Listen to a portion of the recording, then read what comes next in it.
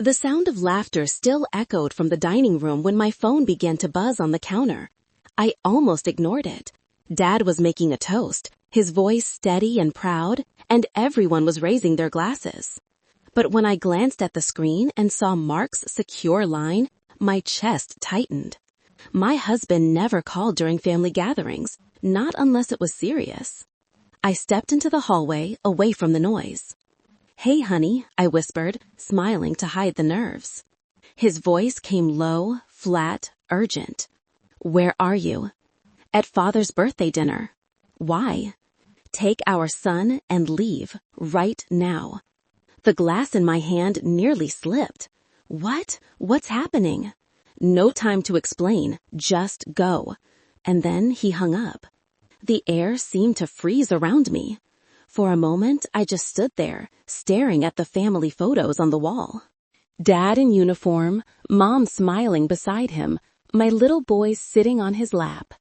Everything looked so safe, so normal. But Mark's tone had the weight of danger. Years in military intelligence had taught me to trust that instinct. I turned back toward the dining room. The laughter felt wrong now, too loud, too ordinary. My father's voice carried above the others. "Emily, come on, sweetheart. We're cutting the cake." I forced a smile. I need to get something from the car," I lied, reaching for my son's hand. "Come on, buddy." He looked up, confused but obedient. "Can I bring my toy?" "Sure, just hurry." As we walked toward the door, I caught Mom's puzzled look. "Everything okay?" she asked. "Yeah," I said softly. My heart was pounding so loud I could barely hear myself. The cool night air hit me as we stepped outside. I buckled my son into his booster seat, then turned to glance back at the house. The windows glowed with warm light, silhouettes moving, laughter spilling into the night.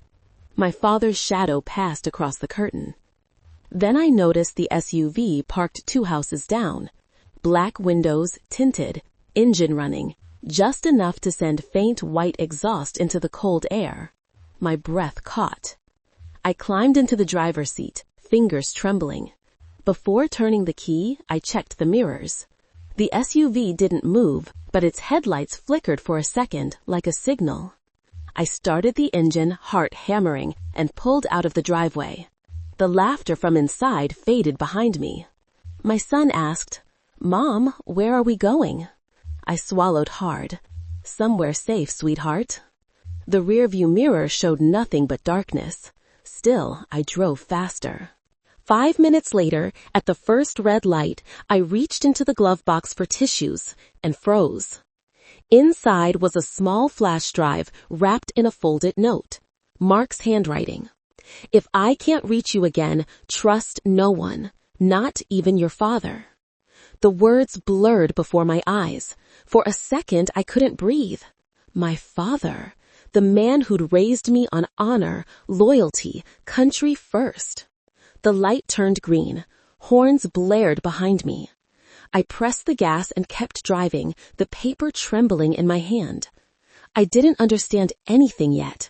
Why Mark sounded terrified, what danger lurked outside that warm old house. But I knew one thing for certain. Whatever this was, it was no false alarm. A block later, my son had already dozed off, head leaning against the window. I drove on through the quiet Virginia streets, heart pounding with questions I couldn't answer. Then, as I turned down the road toward the highway, a flash of light lit up the night behind me, brighter than fireworks, louder than thunder. I slammed the brakes, staring through the mirror. The sky glowed orange, smoke billowed upward. The sound reached me seconds later, a deep, rolling explosion that shook the steering wheel in my hands. And in that moment, every laugh, every toast, every happy memory turned to ash in my mind, because the glow was coming from my father's house. I whispered Mark's name, but no sound came out. My son stirred, frightened. I gripped his hand and whispered, "It's okay, baby. It's okay." But I knew it wasn't. Not anymore. The firelight behind us painted the sky red for miles. I didn't look back again. My only thought was to get my son as far from that place as possible. The road stretched empty ahead, the headlights cutting through the cold Virginia night. My hands shook so badly I had to grip the wheel with both just to stay straight. Mark's words replayed in my mind. Take our son and leave right now. That flat, urgent tone. He never sounded afraid before, not even when he came home with bruises he couldn't explain or stories he couldn't finish. "Mom, what was that noise?" my son mumbled from the back seat, rubbing his eyes. I forced my voice calm. "Just fireworks, sweetheart. We're going on a little trip." He nodded, trusting, and leaned against the window again. I turned onto Route 29, heading south. I didn't know where I was going, only that I couldn't stop yet.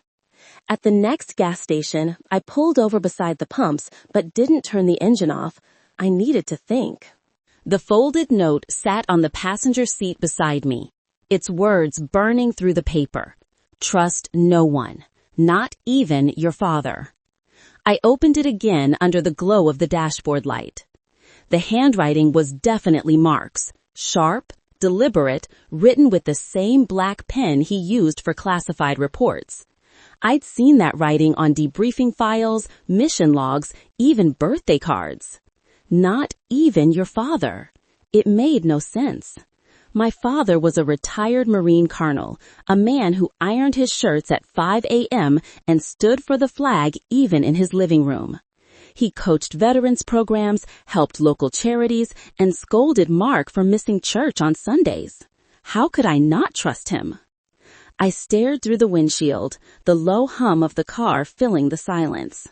Then my phone buzzed again. Unknown number. I hesitated, then answered. "Emily," a voice whispered. "It's Ben, your father's aide." "Ben, what's happening?" "Don't go home. Don't answer calls from anyone claiming to be from base. Just stay off the grid." "Ben, what are you talking about? My father." Static cut him off. Then silence. I lowered the phone slowly. My pulse thudded in my ears. Something bigger was happening, something beyond family secrets. I reached for the flash drive again. It was warm from my touch, small and innocent looking, but I knew Mark didn't hide things without reason. Back when we were stationed in Norfolk, he used to joke, "If you ever find a flash drive in the car, honey, it means I've really messed up." I'd laughed then. Now the memory felt like a bad omen. I drove another hour before stopping at a cheap roadside motel, the kind with flickering signs and buzzing soda machines. The clerk, a tired woman in her 60s, barely looked up from her crossword when I handed her cash. "Just one night," I said. In the room, I locked the door twice and pushed a chair against it. My son was already half asleep. I tucked him in on the bed, brushed the hair from his forehead, and whispered, "It's okay, baby. Mom's here." "Mom's?" He smiled faintly and drifted off. I sat at the desk with my laptop. For a moment, I hesitated. Opening the flash drive felt like crossing a line I couldn't uncross. But I couldn't call Mark. His phone still went straight to voicemail. I plugged it in. Nothing happened, just an empty folder. Then, after a few seconds, a single document appeared. "Read me when safe." I clicked it open. Inside were coordinates, a date, December 12th, and one more line. "If I don't come home, tell our son the truth." I checked the date. It was December 11th. My throat tightened. Outside, a car drove slowly past the window.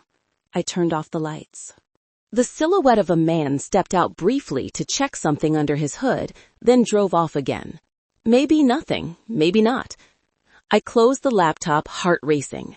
Whatever Mark was involved in, it was serious enough to make him disappear, serious enough to make him warn me against my own father. The next morning, I'd learn about the explosion on the news. A sudden gas leak causes a fire at the home of retired Marine Colonel Robert Hensley in Fairfax County. Officials report 1 injured and no fatalities. 1 injured. That had to be Dad. I wanted to call the hospital, to go to him, but the echo of Mark's voice stopped me. Trust no one. Instead, I packed up the car at dawn. My son slept in the back seat as I started the engine again. Before leaving, I took one last look at the small motel in the rearview mirror. The sun was rising, painting the windows gold. It could have been a normal morning, a normal life, but normal had vanished the second that phone rang. As we merged back onto the highway, I whispered into the quiet car, "Mark, wherever you are, I'm going to find the truth." Because I couldn't run forever. Not from this. Not from him. By the time the morning news replayed the footage, I was sitting in a diner off the interstate with a paper cup of coffee I couldn't bring myself to drink. The reporter's voice came steady over the mounted TV. Authorities say the explosion originated near the water heater. The home belonged to retired Marine Colonel Robert Hensley, my father's name, spoken so casually on national television, as if it were just another headline. He was taken to Fairfax General Hospital with minor injuries. Sources confirmed no one else was hurt. The waitress topped off my coffee. "Crazy world," she said softly, glancing up at the screen. "Poor man. I heard he's a veteran." I nodded, unable to speak. My son sat beside me, picking at a pancake, oblivious. The smell of bacon and maple syrup made the whole moment feel grotesquely normal. I paid in cash, left a tip, and walked back to the car. My hands shook as I buckled my son in. The air felt colder now, thinner somehow. Dad was alive, but Mark was still missing. At a red light, I dialed Mark's number again, straight to voicemail. Then I tried the contact listed as CIA liaison, Langley. Mark had told me to call only in case of real danger. A woman's voice answered after 2 rings. "This is Agent Lewis." "Agent Lewis, this is Emily Hensley, Mark's wife. He called me last night. There was an explosion at my father's."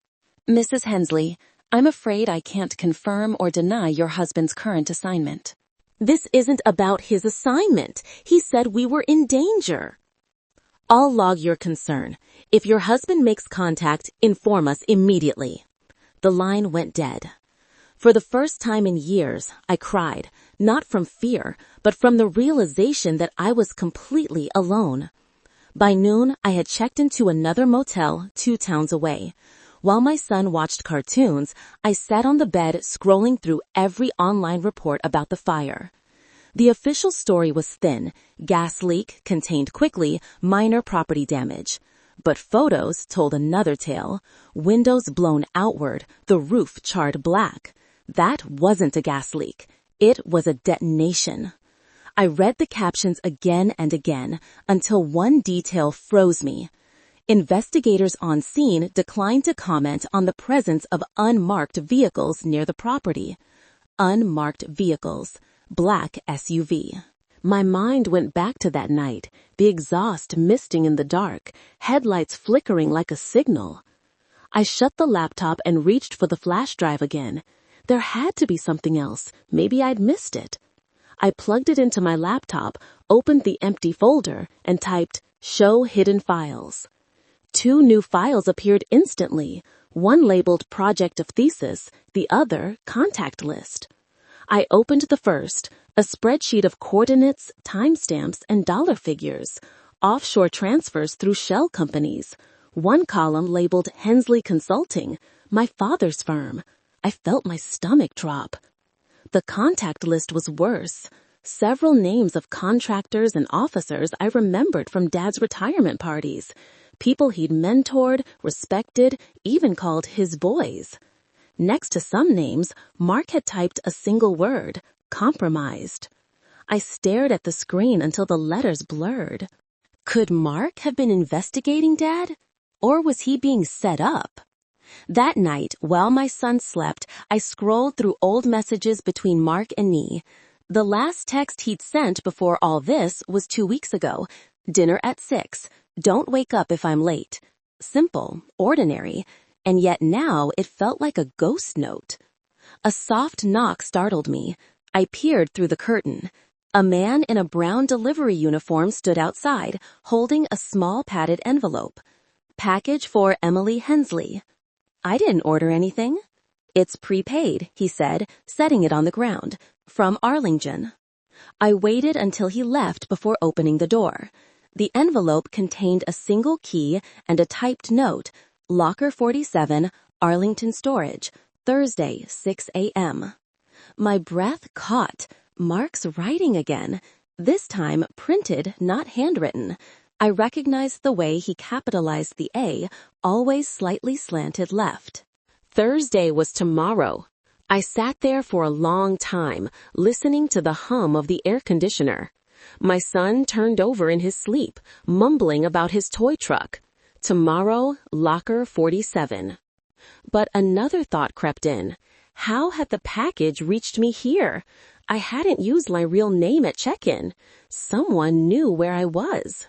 I stayed awake until dawn, every creak of the motel floorboards setting my nerves on edge. Before leaving, I checked the parking lot from the window. No SUV, no movement. At 5:30 a.m., I loaded the car, heart pounding. My son stirred awake as I started the engine. Where are we going, Mom? Just somewhere Daddy told us to go, I said softly. He yawned, trusting me completely. As the sun rose over the quiet Virginia highway, I glanced at the key in the cup holder. Locker 47.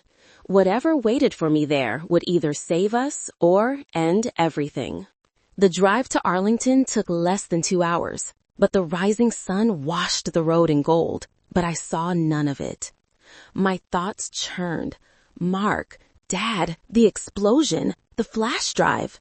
Every mile pulled me deeper into a mystery I hadn't asked for. By the time we reached the storage facility, my son was asleep again in the back seat, clutching his toy truck. The lot was nearly empty, except for a janitor sweeping near the fence and a man unloading boxes 3 rows down. I parked near the far end, pocketed the locker key, and took a deep breath. The morning air was crisp, the kind that carried a faint metallic bite. I could smell old dust and oil from the rows of metal doors stretching endlessly like silver ribs. Locker 47 was near the center aisle. My palms were damp when I slid the key into the lock. It clicked open too easily. Inside was a small, plain duffel bag and a manila envelope taped to the back wall. The envelope read in block letters, "If you found this, you're already in danger."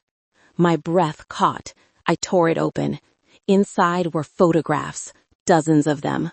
My father shaking hands with men I didn't recognize, seated at conference tables, stepping out of black sedans. One image showed him at a marina in Norfolk with a man Mark once described as a defense contractor flagged by internal audit. Another photograph showed something worse. Me, holding our son at a county fair, smiling, a red circle drawn around my head. My knees nearly gave out. I sank onto the cold concrete floor, hammering. Mark must have taken these, or had them taken, but why would he mark me?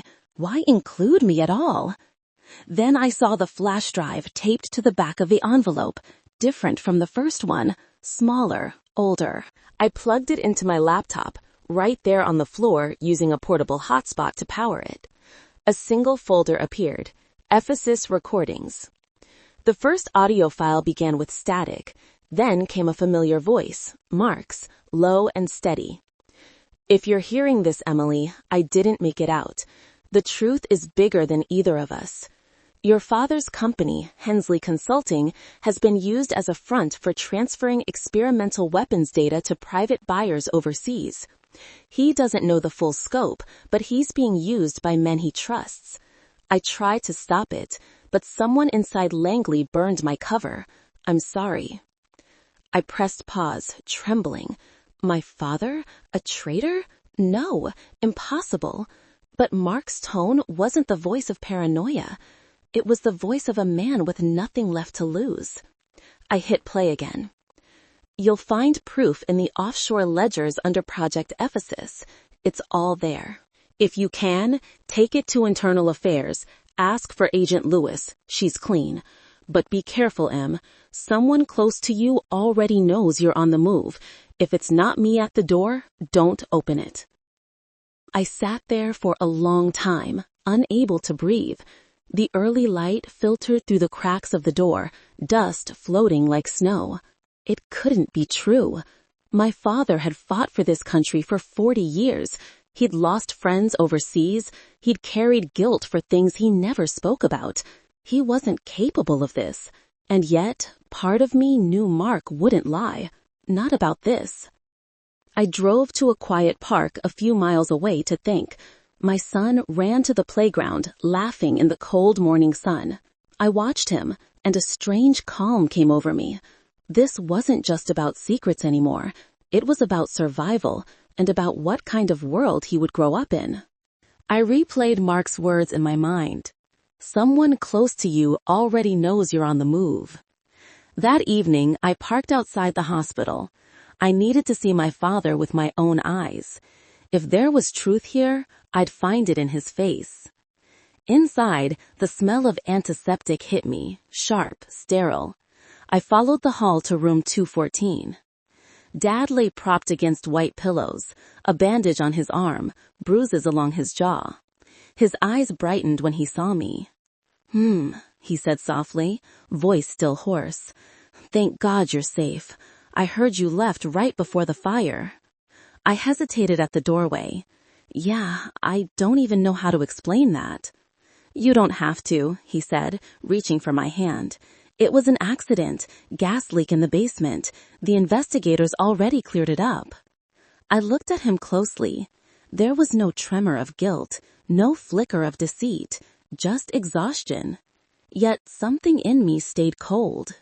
Dad, I said quietly, did you ever work with a company called Trident Systems? His grip on my hand tightened. Where'd you hear that name?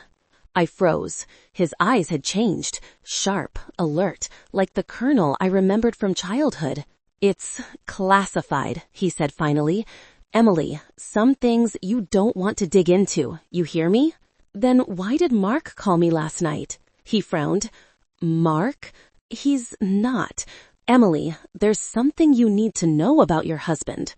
But before he could continue, a nurse entered carrying a chart. Colonel Hensley, we need to run your tests now. He looked back at me, his expression unreadable. Go home, Em. I'll explain everything later. I walked out of the hospital with my heart pounding. In the parking lot, a black sedan turned the corner and slowed as it passed me. The driver didn't look up. I knew then I couldn't trust anyone. Not yet. Not even the man who'd raised me. Back at the car, my son was sleeping again. I started the engine and pulled onto the dark road, whispering to myself, tomorrow we find out the truth. Because one way or another, I was done running. The next morning, I woke before dawn, my mind heavy from everything I'd heard in that locker. The words, your father's company is being used as a front, looped through my thoughts like a curse I couldn't silence. I stared at my reflection in the motel mirror. Tired eyes, hair tied back in a messy knot, shadows under my cheeks, the face of someone who hadn't slept or trusted anyone in days. But that was the price of truth. I'd seen enough in my years as a Navy intelligence analyst to know that danger doesn't always wear a foreign face. It often hides behind a handshake and a smile. By the time the sun broke through the blinds, I'd made my decision. I would go back to the hospital. If I didn't face my father now, the fear would eat me alive. I packed up quietly while my son still slept, leaving a note for the motel clerk just in case. I didn't know who might be looking for me, and a paper trail, even a simple one, might help if I disappeared. When I reached the hospital, I paused in the parking lot. The air smelled faintly of rain, the kind that carried static before a storm. Inside, the corridors hummed with fluorescent lights and soft conversations.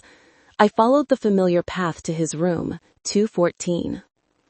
Dad was awake, sitting up with his reading glasses on, flipping through a newspaper. His hand paused mid-turn when he saw me. "Emily," he said slowly, as if testing the sound of my name. "You look like you haven't slept." "I haven't," I said, closing the door behind me. He folded the paper. "I don't blame you." That explosion scared everyone. "Stop," I said quietly. "We both know it wasn't a gas leak." He blinked once, maybe twice, but said nothing. I took out the photo from the envelope, him shaking hands at the marina. I laid it on the tray table between us. "You want to explain this?" He leaned forward, squinting, then sat back with a sigh. "Where did you get that from?" "A locker Mark left for me." That got his attention. "Mark? He's alive?" "I don't know," I said. "You tell me." He rubbed his temple. "Emily, whatever he told you, he's not who you think he is. The CIA's been investigating him for months. He's under suspicion for leaking information to private defense firms, information that could cripple our national contracts." I froze. "You're saying Mark's the traitor?" "I'm saying he's dangerous," Dad replied firmly.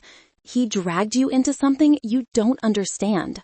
If he's feeding you lies about me, it's because he needs leverage." His words stung, but something about them felt rehearsed, like a line he'd practiced. "Then why did someone try to kill you?" I asked.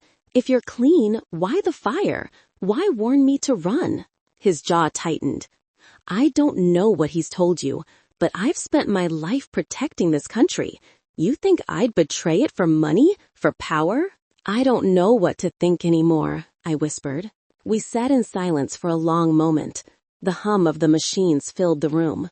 Finally, he said quietly, "I know you love him, Emily, but love doesn't make a man innocent. It blinds you." I met his eyes. "And what about loyalty, Dad? Doesn't that blind you too?" He looked away first. The old Marine who'd once seemed unbreakable now looked small or fragile under the hospital light. Before I could say more, my phone vibrated. "If you want the truth, come alone. 5 a.m. tomorrow, Arlington Underpass." No name, no signature. I looked at Dad. "Do you know anyone who'd send this?" He shook his head slowly. "Don't go, Emily. Whoever that is, they're playing you." "Like Mark played me?" I asked, bitterness slipping out before I could stop it. His face softened. "You're my daughter. You think I'd ever lie to you?" But he already had, I realized. Maybe not directly, but by omission, by the silence that had defined our family for decades. The things no one talked about after dinner, the stories that ended with, "You're too young to understand." "I want to believe you," I said, my voice breaking, "but nothing adds up anymore." Dad sighed. "Just promise me you'll stay with family. Don't chase this alone. Let the agency handle it." "I can't," I said, standing. "I have to see this through." As I turned to leave, his voice stopped me. "Emily, if you go down this road, you might not come back the same."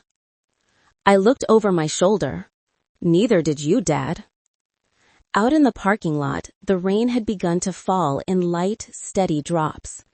I sat in the car for a while, watching them blur the windshield. My heart ached, not just from fear, but from the weight of knowing both men I loved might be on opposite sides of something that could destroy us all. I replayed the audio from Mark's drive again, listening to his final words. "Someone close to you already knows you're on the move." Maybe that someone wasn't my father. Maybe it was whoever was feeding him information. The next morning, I'd go to the underpass alone. If it was a trap, I'd know. But if it wasn't, maybe I'd finally see the face of whoever was pulling the strings. And maybe for the first time in days, I'd stop running and start fighting back. I left before dawn, the highway empty except for long-haul trucks and the occasional commuter chasing the first cup of coffee. My son slept under a blanket in the back seat, small and warm and oblivious, the way children should be. I'd promised myself I wouldn't bring him within sight of the meeting, so I parked 2 blocks from the Arlington underpass in a church lot I knew from my Navy days, tucked the seats back, and waited for the 7 o'clock bell to cover my exit. The December air bit my lungs as I crossed the street. Night was folding itself away, leaving a thin gray light under the bridge, the kind of light where faces were shapes, and shapes could be lies.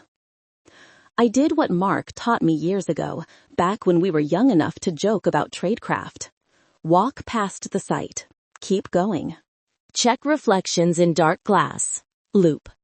Back on the far side. Test for tails. On my second pass, I counted 2 cars idling at the curb. One I recognized from outside the hospital yesterday. The other, a dented sedan with a missing hubcap, felt like camouflage, trying a little too hard. I stopped halfway beneath the overpass. Pigeons shuffled in the rafters. The air smelled like wet concrete and spent brake dust. A man stepped out from the shadow of a column. He kept his hands visible, like he knew how I looked at hands first. "Emily," he said carefully. "It's Ben, my father's aide." The voice matched the call from 2 nights ago, thinner now, raw at the edges. He'd lost weight since I last saw him in my parents' kitchen, where he'd sliced pie and bragged about the Colonel's putting game. "Don't come closer." My own voice sounded steadier than I felt. "Show me your phone." He obliged, raising it with 2 fingers. No other movement. I shouldn't have texted. It was stupid. They're reading more than we think. Who's they? People you don't want to name out loud. He glanced at the street where the idling cars sat like patient animals.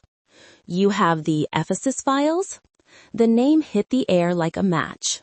I kept my eyes on his. "What do you know about Ephesus?" He licked cracked lips. "Enough to lose my job for telling you." Hensley Consulting's books started showing consultancy fees routed through 3 shells: Tidewater Trade, Everson Maritime, and Laurel Group.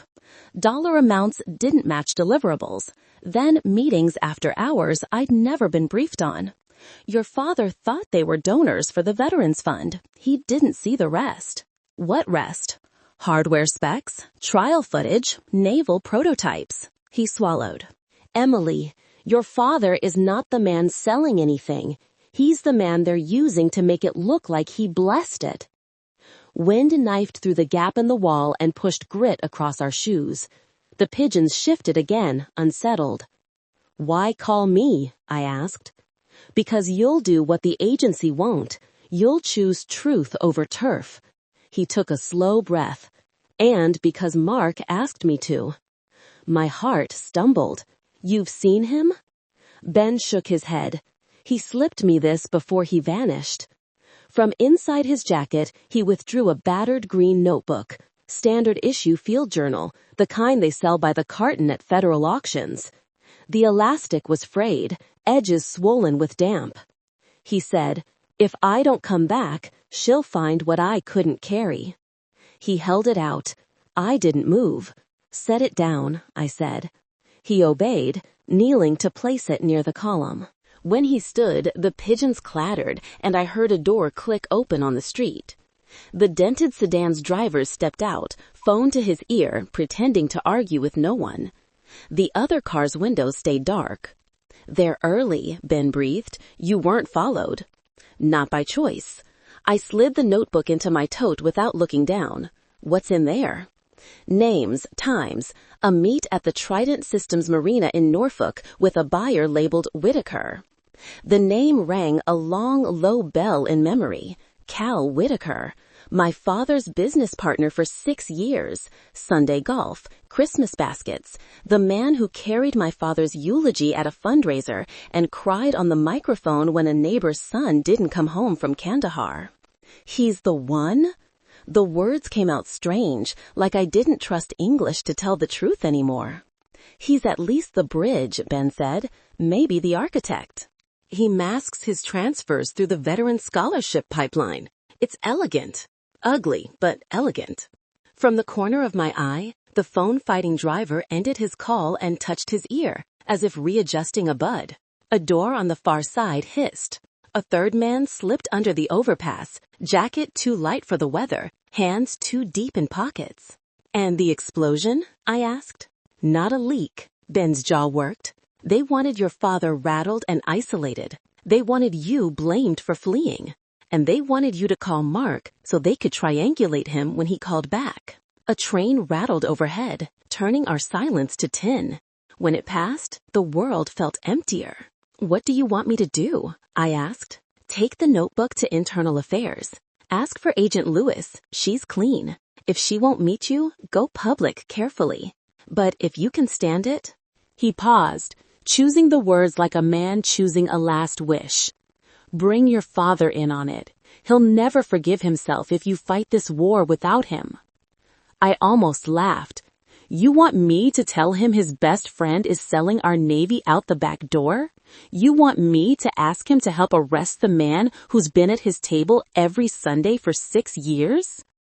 Ben's eyes were wet, either from wind or from guilt I couldn't map. I want you to give him one more chance to be the man who raised you. A shout cracked across the underpass. Hands! The light jacket stepped forward, badge flashing, gun low. Arlington PD, step away from the bag. Ben didn't flinch. No, you're not, he said softly. Badge is wrong. That precinct's patch has oak leaves on the left. Yours are reversed. The man's smile twitched and died. He moved faster now. Run, Ben said. I didn't debate. I pivoted toward the open end of the span, the notebook a lead weight at my hip. Footsteps hammered behind us. Ben shoved me sideways toward the stairwell that climbed to the streetcar line. I grabbed the rail and took the stairs 2 at a time, lungs burning, pulse counted in shoe strikes. At the top, I cut left and vanished behind a bus just idling out of its lane. The driver scowled, then saw my face and looked away. Some kindness older Americans keep without knowing they've kept it. I slid between cars and crossed against the light, shoulder-checking through a wall of office workers who swore, then forgot me. By the time I reached the church lot, my hands shook so hard I missed the keyhole twice. My son stirred when I opened the door. Mom, we're okay, I said, willing it true, seatbelt tight. We pulled onto the street. In the rear view, I saw Ben step into the open, hands up, buying seconds the way good men always have. The light jacket moved in, but a Metro Cruiser turned the corner at that exact moment, and hesitation broke the scene in half. I lost them behind a box truck and never saw how it ended. On the ramp to Route 50, I dialed the Langley liaison again. Agent Lewis, I said, when the same cool voice answered. I have Mark Hensley's field journal and independent documentation on a program called Ephesus. If you want it, meet me where a colonel would feel safe. A pause. Where? St. Luke's Chapel, Fort Myer, noon. Who will be there? My father, I said, and felt the ground move under the word. And if you're clean, you. Another pause. Then, understood. I hung up and exhaled for the first time since the pigeons. The plan formed itself in the empty space, a family lunch that wasn't a lunch at all, a chapel that wasn't just for prayer, and a partner named Whitaker who liked to be exactly where the cameras weren't. If we were going to burn out, rot, we'd do it in the light, with witnesses, where men still stood when the anthem played. My father once told me the worst enemy he ever faced wore his friend's face. Maybe it was time to let him see that truth and choose the side he taught me to love. Grandpa's again? My son asked, hopeful and sleepy. Soon, I said, gripping the wheel until my bones answered. But first, we set a table for the truth. Fort Myer had always been a place of ceremony, white walls, iron gates, and the kind of silence that remembers every folded flag. When I drove through the chapel gates that morning, my heart thudded with the same rhythm I'd heard at 100 funerals, steady, restrained, pretending it wasn't fear. Dad was already there, sitting in the front pew, wearing his old Marine dress coat over the hospital sling. The chapel's soft light caught the silver in his hair, the deep lines around his mouth. For a moment, he looked exactly as I remembered him, strong, immovable, untouchable. Then he turned, saw me, and everything about him softened. He said, standing slowly. You came, I replied. I set my son down in the back pew with his coloring book, then met Dad halfway down the aisle. He looked thinner, more tired than the colonel who used to run 5 miles before breakfast. Before I could speak, a woman entered from the side door, tailored gray suit, government badge clipped to her lapel. Agent Lewis, she introduced herself, Internal Affairs. Dad's jaw tightened. You brought the CIA here? I brought the truth here, I said quietly. Lewis gave a polite nod. Colonel Hensley, this won't take long. We just need a few clarifications regarding your consultancy, specifically your relationship with a Mr. Calvin Whitaker. The color drained from his face. Whitaker's a friend. What is this? She opened a folder. We have reason to believe Mr. Whitaker is the primary conduit in an arms diversion scheme linked to Project Ephesus. We also believe you were unknowingly used to validate several fraudulent contracts. Dad blinked, stunned. That's insane. I stepped closer. Dad, Ben told me everything, and I have Mark's field notes. Mark? His voice cracked. You're still trusting that man? He was right, Dad.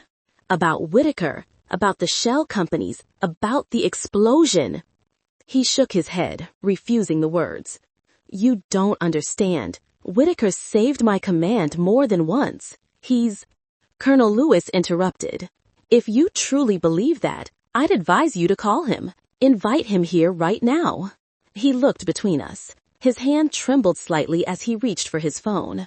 Fine, he muttered. But when this blows up in your faces, remember who you doubted. He dialed. The call went to voicemail. Then he tried again, and again, each time the same hollow tone. Lewis spoke softly. That's strange. We've had his phone on trace since last night. Dad turned sharply. What do you mean, trace? The chapel door opened. 2 men in suits entered. Secret Service posture, but not the right pins. Between them, Calvin Whitaker walked with the calm confidence of a man used to boardrooms and briefings. His smile didn't reach his eyes. Robert, he said warmly, you look well, considering. Dad's expression fractured. Relief, confusion, and something like betrayal flickered across it all at once. Cal, what's going on? Why are they saying? Whitaker's gaze flicked to me, then to Lewis. You shouldn't have brought her into this, Bob. Lewis took a step forward. Mr. Whitaker, you're under investigation for treason and illegal trafficking of restricted military data. Please remove your hands from your pockets. He laughed softly. You think you can walk in here and... But before he could finish, Lewis raised her badge higher, and the chapel's rear door swung open. 2 uniformed MPs stepped inside, followed by a tall figure in civilian clothes, beard trimmed close, one arm in a sling. My breath caught. Mark. He met my eyes and gave a small, weary smile. Hey, Em. Dad turned, speechless. Mark stepped forward. I told you I'd find proof, sir, and I did. He placed a USB drive on the pew. Everything you signed, every file Whitaker used, cross-referenced with the veterans' charity accounts. You were set up. Whitaker's composure cracked. You don't know what you're talking about. Those files are classified. Not anymore, Lewis said, motioning to the MPs. Take him. The cuffs clicked around his wrists. He muttered something about politics, about scapegoats, but no one listened. The sound of boots on tile echoed like a judgment older than all of us. Dad stood frozen as they led Whitaker out. For a moment, he looked older than I'd ever seen him, his whole posture sagging under the weight of realization. I didn't know, he whispered. God help me, I didn't know. Mark stepped closer. You weren't supposed to. That's how they operate. For a long time, none of us spoke. The chapel was quiet except for the soft turning of my son's pages at the back. Finally, Dad straightened his shoulders. "You saved my daughter," he said to Mark, "and my name." He paused, voice thick. "I misjudged you." Mark's eyes softened. "You just protected her the only way you knew how, sir. I respect that." Dad extended his good hand. They shook, two soldiers from different wars, bound by the same code. When the MPs and Agent Lewis left, the chapel was still again. Sunlight streamed through the stained glass, painting the pews in red and gold. Dad turned to me. "Emily, I'm sorry for doubting you. For everything." I felt tears I hadn't realized I'd been holding. "Just tell me we're done hiding, Dad." He nodded slowly. "We are." Mark reached for my hand, his grip warm and steady. "It's over, Em." I looked at him, really looked, and for the first time in days, the tension in my chest eased. We'd survived secrets, fire, and fear. Now came the harder part, healing what was left. Outside, the chapel bells began to ring, the noon hour. The sound was clear, bright, and, for the first time since that phone call, beautiful. We left the chapel in silence, the three of us walking side by side into the December air. My son ran ahead, chasing the pigeons that scattered across the courtyard. For the first time in days, I let myself breathe. The storm had broken. Mark still moved stiffly from the injury that had kept him hidden. His arm was strapped tight in a sling, but his eyes were sharp again, alive. He reached for my hand, tentative at first, as if afraid I'd pull away. I didn't. "I kept thinking you'd hate me," he said quietly, "for dragging you into this." I looked up at him, at the man who'd called me in the middle of a birthday party to save my life. "You didn't drag me in, Mark. You pulled me out." He smiled, small but real. We drove to the harbor in Norfolk that afternoon. The water was calm, the winter sun glinting off the ships like shards of glass. That place had always been ours. The spot where he proposed before deployment. The same dock where I waited the day he came home from Afghanistan, with sand still in his boots. Dad sat in the passenger seat, staring out at the masts, his hand resting over the old marine ring on his finger. "You know," he said after a while, "I spent half my life preaching about vigilance. Never imagined it would be my own friend I should have watched." Mark answered softly, "Sometimes the enemy doesn't wear a flag, sir. Sometimes he wears your trust." Dad nodded. The words landed heavier than either of them wanted to admit. We parked near the end of the pier. The cold bit through my jacket as I stepped out, but it felt good, honest, grounding. Dad stayed in the car with my son while Mark and I walked to the railing, overlooking the gray-green water. "What happens now?" I asked. "Internal Affairs will wrap up the investigation," Mark said. "Whitaker's facing federal charges. Your father's name will be cleared officially." "And you?" He gave a half smile. "I'll get my clearance reinstated after that." He shrugged. "Maybe I'll be done. I'm tired of seeing the worst in people, Em." I understood that better than I wanted to. "You ever think about what normal would even look like?" "Normal is a myth," he said, "but peace, that's something I could get used to." For a moment, we just stood there, the sea lapping against the dock, gulls calling overhead. I remembered the last time we were here, before everything went wrong. He'd said, "If the world ever goes dark, promise me you'll follow the light, not the noise." I hadn't understood it then. Now I did. He turned toward me, serious again. "You were brave. I know you didn't feel like it, but you were." "Bravery is easy when you're too scared to think," I said with a faint laugh. "Besides, you trained me well." "Not for this," he said. "Not for family." We stood in silence a long while. Then Dad joined us, holding my son's hand. His face was pale, but his eyes clearer than I'd seen in years. "I just talked to Lewis," he said. "They'll release the official statement tomorrow morning. They're calling me a whistleblower now." He let out a short, bitter laugh. "Guess it's never too late to learn humility." Mark extended his hand. "It's an honor to serve alongside a man who still stands when it matters." Dad gripped his hand firmly. "You brought my daughter home. That's honor enough for me." The four of us stood together by the railing. 3 generations, bruised but intact. My son leaned against my leg, tugging my sleeve. "Mom, can I feed the birds?" I handed him the last of my sandwich crusts. "Go ahead, sweetheart." He scattered the pieces into the wind, laughing as the gulls swooped down. The sound echoed across the water, pure and bright. For the first time in what felt like years, I smiled without forcing it. Later that evening, we stopped by the base chapel again, not for an investigation this time, but for a short service. The chaplain, a soft-spoken woman with kind eyes, lit a candle for truth and healing. When she bowed her head, so did we. Afterward, as we walked back to the car, Dad said, "You know, when I joined the Corps, I thought the hardest thing was surviving battle. Turns out the hardest thing is forgiving yourself when the battle's over." I slipped my arm through his. "You don't have to forgive yourself alone, Dad." He looked at me, eyes glistening. "Neither do you, Emily." The drive home was quiet. My son fell asleep in the back, Mark dozed beside me, and Dad hummed softly along with the radio, an old Johnny Cash song he used to play when I was a kid.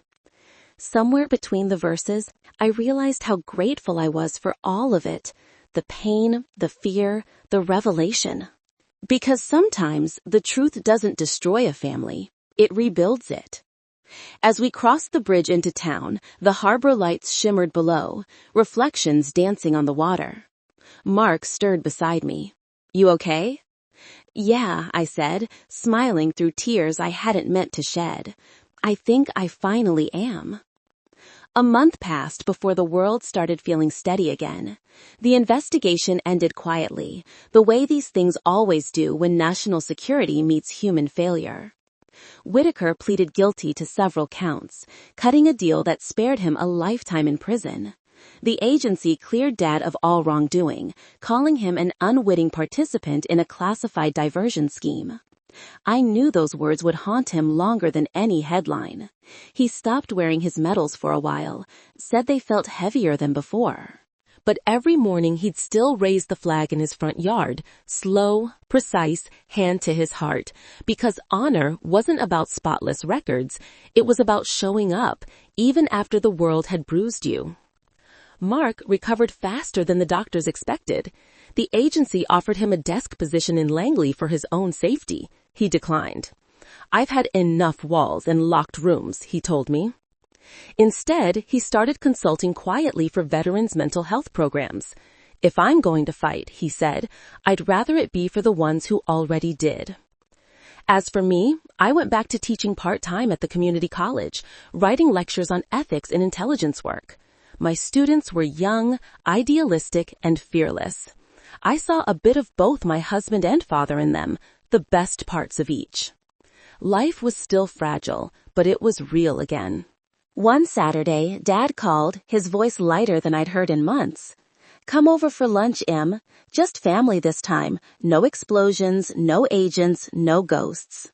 When we arrived, the smell of fried chicken and cornbread filled the kitchen. My son ran to the backyard, chasing the dog around the oak tree. Dad poured sweet tea and smiled. "Feels like the old days," he said. "Better," I answered, "because now we know how close we came to losing it." He nodded, then grew quiet. "You know, when Mark first called you that night, I thought he was tearing our family apart.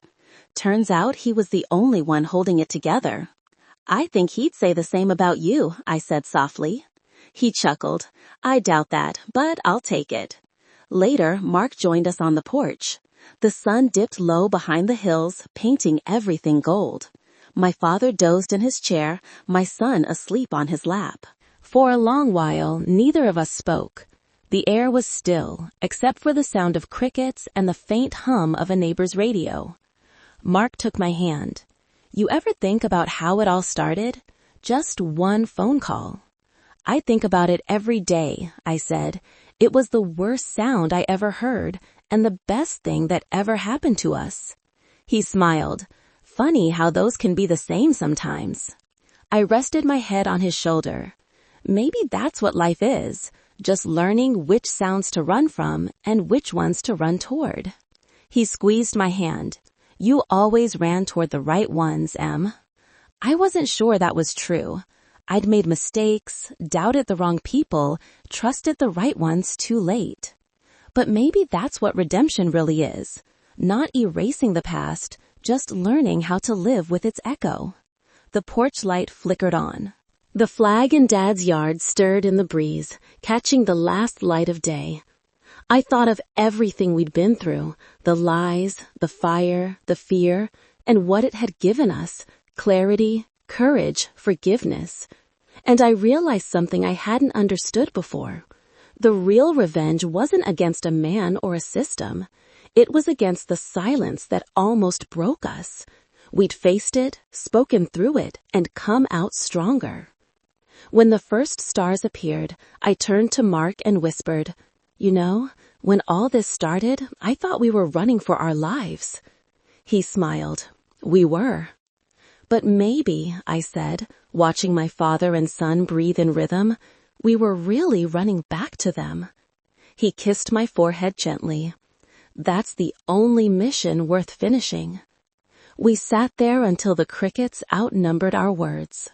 The next morning, I watched Dad from the kitchen window as he raised the flag again. His movements were slower now, but deliberate. When he saluted, the gesture was more than muscle memory. It was gratitude. I opened the window and let the morning air in. Somewhere behind me, Mark poured coffee and turned on the radio. The news anchor was talking about peace negotiations overseas, but for once, the words didn't sound distant. They sounded possible. I carried my mug out to the porch and looked up at the flag, rippling in the sunlight. It didn't feel like ceremony anymore. It felt like healing. Then I spoke softly but certain. Trust is earned, not by words, but by actions.